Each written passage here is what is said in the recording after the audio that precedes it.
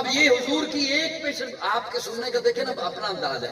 میرا یہ پڑھا میں نے میرا سوچ میرا وہ پڑھنا میرا ایک اپنا انداز ہے. یہ حضور کی ایک پیشن گوئی نہیں ہے. فارس فتح ہوگا ایک، مال غنیمت میں کنگن آئیں گے دو، سراقہ اس وقت زندہ ہوگا تین، اور سراقہ ہوگا بھی مسلمان، تبھی اسے مال غنیمت ملے گا. اب حضرت عمر بولتے ہیں سراقہ کہاں ہے؟ سراقہ صحابہ کی صفوں کو چیرتا ہوا آگے بڑھا.